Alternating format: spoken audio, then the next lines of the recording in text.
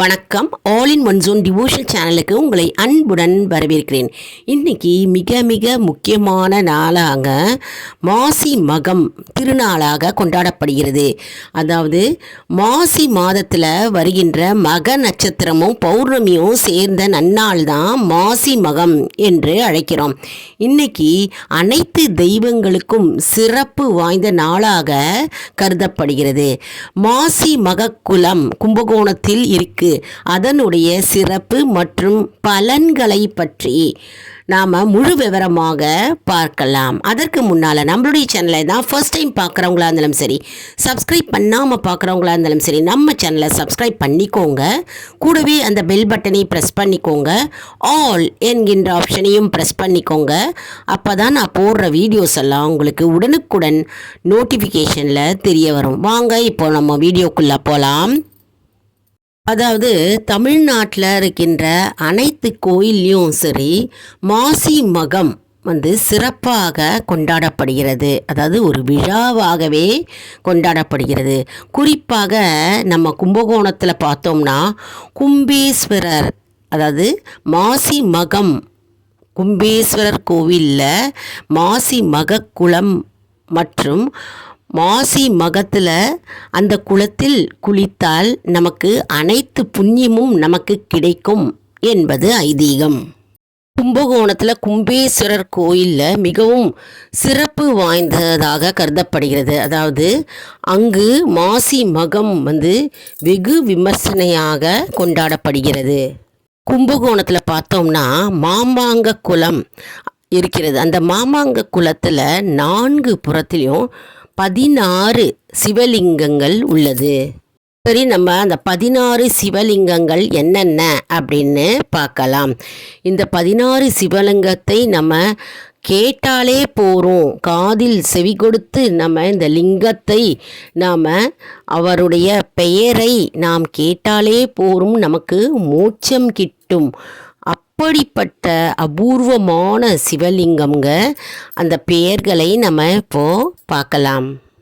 முதல்ல பிரம்மதீர்த்தேஸ்வரர், அடுத்தது முகுந்தேஸ்வரர், தானேஸ்வரர், விருஷபேஸ்வரர், பரணேஸ்வரர், கோணேஸ்வரர், பக்திஹேஸ்வரர், பைரேஸ்வரர், அகதீஸ்வரர், வியாக்கேஸ்வரர், நைருதீஸ்வரர், உமா பாகேஸ்வரர், பிரம்மாதேஸ்வரர், கங்காதரேஸ்வரர், க்ஷேத்திரபாலேஸ்வரர், முக்ததீர்த்தேஸ்வரர். இந்த 16 சிவன் கோயில்களுக்கும் தலைமை கும்பேஸ்வரர் கோயிலாகும்.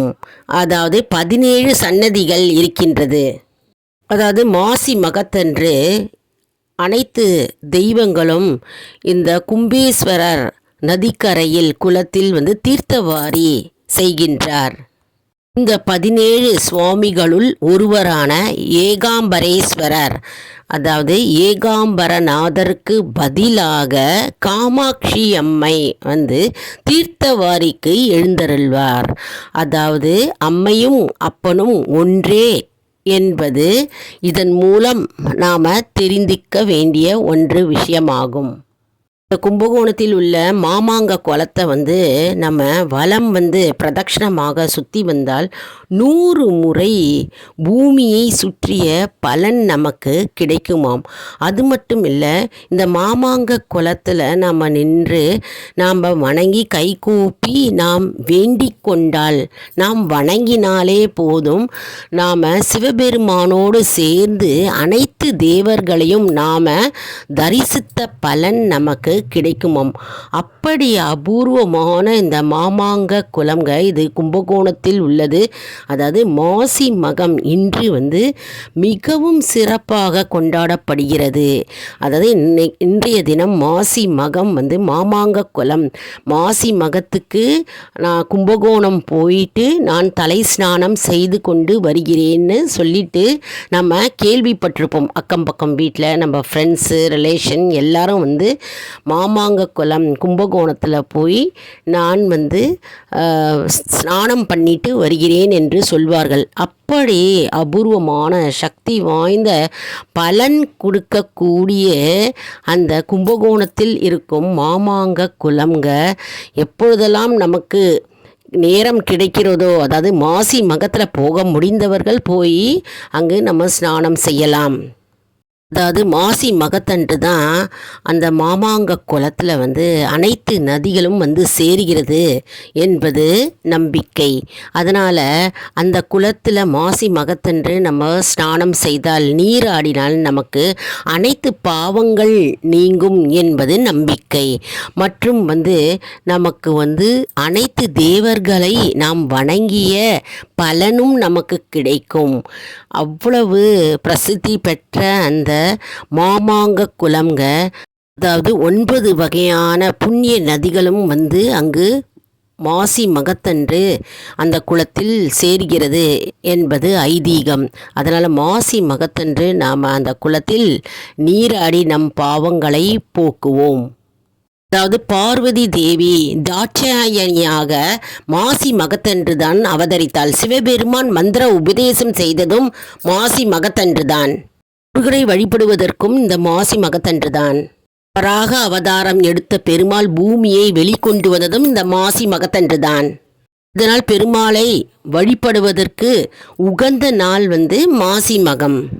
சிவபெருமான் வருண பகவானுக்கு சாப விமோச்சனம் அளித்த நாள் மாசி மகம்தான். மற்றும் அனைத்து நதிகளும், அதாவது கங்கை, காவேரி, சரஸ்வதி, இதெல்லாம் இந்த நதிகள், புண்ணிய நதிகள்லாம் சிவபெருமான் கிட்ட வேண்டி கொண்டதாம். என்னுடைய நதியில் எல்லாரும், அனைத்து மக்களும் நீராடி கொண்டு அவர்களுடைய பாவத்தை என்னுடைய நதியில் சேர்க்கிறார்கள். அதனால் நாங்கள் பாவங்கள் அனைத்தும் நாங்கள் மிகுந்து காணப்படுகிறோம்.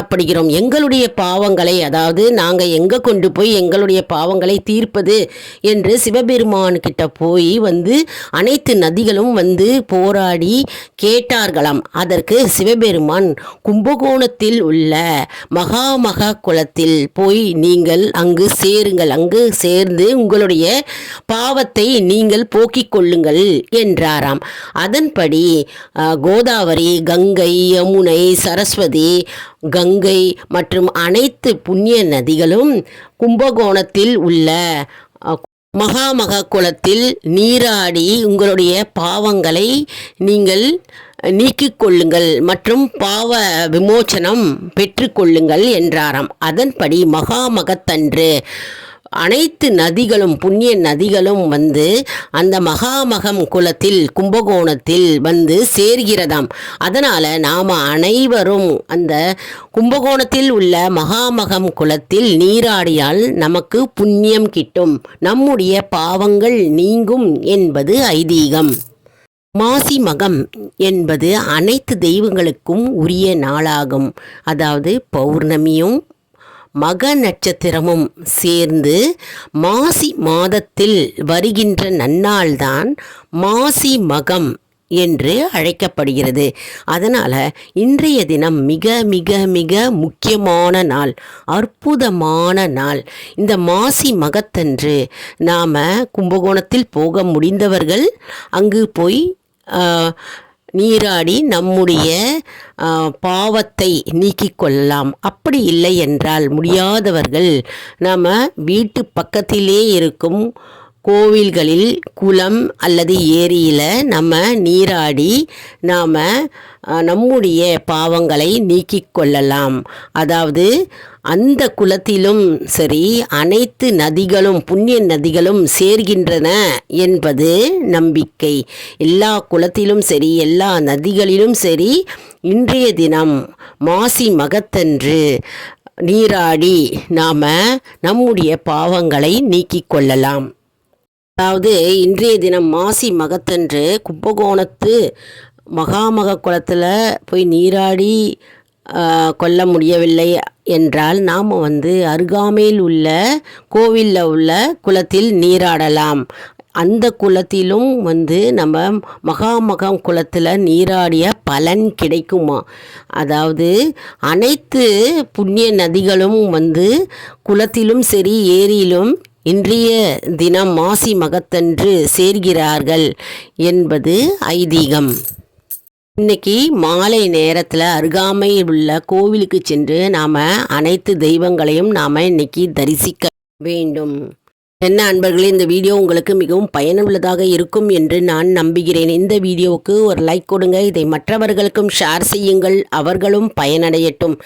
மேலும் ஆல் இன் ஒன் ஜோன் அன்பர்களுக்கு ஒரு அன்பான வேண்டுகோள். நம்முடைய கம்யூனிட்டி போஸ்ட்டில் கேள்வி பதில் நேரம் வருங்க. அந்த கேள்விகளுக்கு பதில் தாங்க. நம்முடைய ஆன்மீக பயணம் எப்படி இருக்கிறது என்பதை இதன் மூலம் நாம் தெரிந்து கொள்ளலாம். இது ஒரு மோட்டிவேஷனாகவே இருக்கும், ஊக்கமாகவே நமக்கு இருக்கும் இல்லையா? அதனால் நம்முடைய சேனலை சப்ஸ்கிரைப் செய்து கொள்ளுங்கள். அடுத்த வீடியோவில் வேறொரு தலைப்புடன் உங்களை வந்து சந்திக்கிறேன். நன்றி, வணக்கம்.